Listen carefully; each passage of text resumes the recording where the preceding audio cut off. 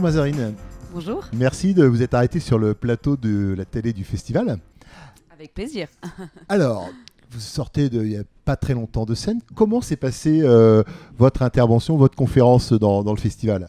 Ouh là là, mais il faut demander ça aux spectateurs. Moi, je ne peux pas juger. Non, moi, j'ai été très, très heureuse. Enfin, je trouve que c'est un thème qui est vraiment passionnant. D'ailleurs, les questions des auditeurs en font foi parce qu'elles étaient vraiment très, très profondes.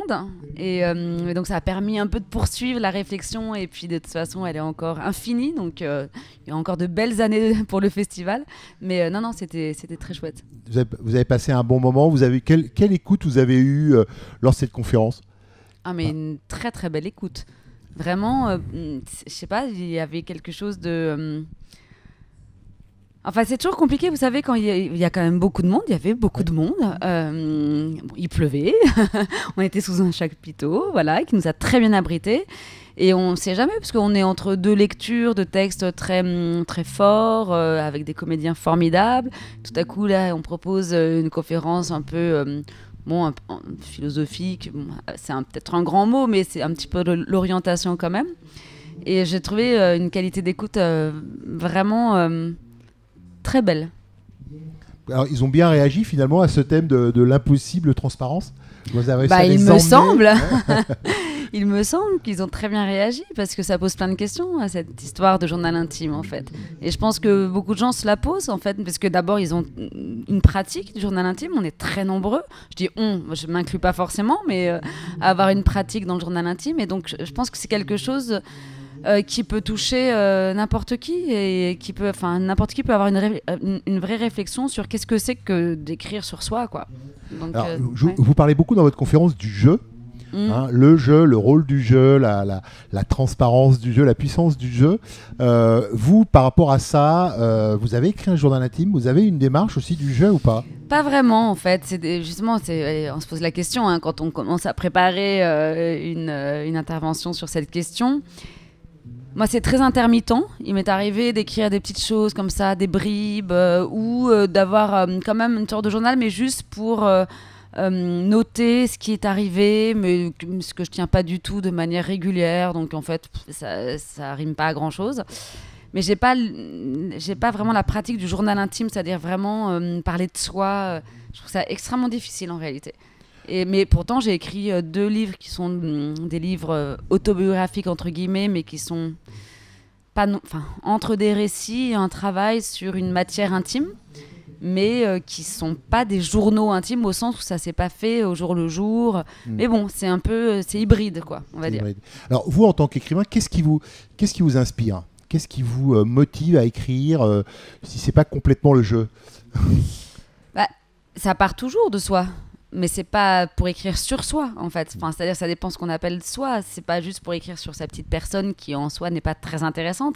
C'est plutôt pour aller interroger ce qui est en soi qui peut avoir des échos chez les autres. C'est plutôt ce qu'il y a de plus universel en soi, sauf que l'universel, il se raconte toujours de manière très singulière, à l'intérieur d'une histoire, avec des choses qui se passent, des personnages. Forcément, pour atteindre l'autre, il faut quand même arriver à mettre en forme et en histoire quelque chose qui vient de soi.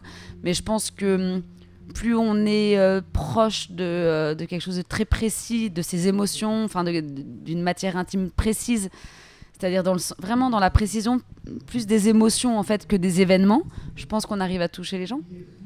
Alors, vous dites quelque chose de très intéressant, entre autres dans votre conférence, vous parlez du style. Vous dites que finalement, ce qui sert vraiment dans le journal intime, c'est pas tellement de se raconter, mais c'est le style qu'on va utiliser qui, lui, peut nous permettre la liberté, la résistance, etc. Ouais. Comment vous l'exprimez, ça, ce style ? Ça veut dire... En fait, le style, je pense que c'est ce qui distingue le journal intime de la littérature. Et le journal intime, c'est un matériau brut où on peut écrire même des annotations sans même mettre en forme d'ailleurs. Et c'est un matériau formidable pour ensuite le ressaisir et peut-être en faire quelque chose de littéraire. Mais c'est là où le style va finalement dire plus sa propre singularité que la matière elle-même. Parce que la matière elle-même, encore une fois, chacun vit, même si chacun vit des choses très différentes, malgré tout, les grands thèmes de l'humanité, c'est quoi? C'est l'amour, la mort, le deuil, la peine, l'espoir, enfin voilà. Et donc, comment arriver à en faire quelque chose d'absolument singulier? Il me semble que c'est plus dans le travail sur la langue que dans ce qui est raconté, même s'il peut y avoir des choses formidables qui soient à raconter, bien sûr.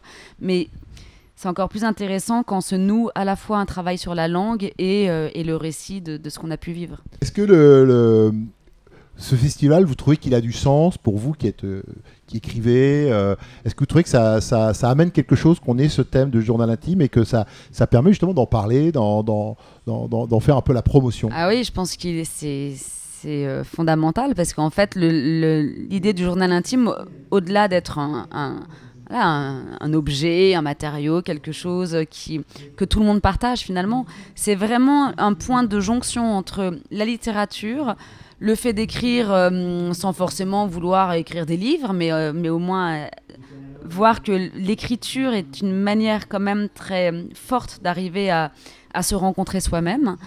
Et puis quelque chose presque de plus philosophique, je dirais, puisque ça interroge sur ce que c'est que soi-même. Enfin, c'est quoi s'écrire soi-même, quoi. C'est quoi est-ce qu'on recherche une identité? Est-ce qu'on recherche un alter ego, mais dans une sorte de miroir à soi-même par l'écriture? Enfin, je trouve que ça pose plein de questions.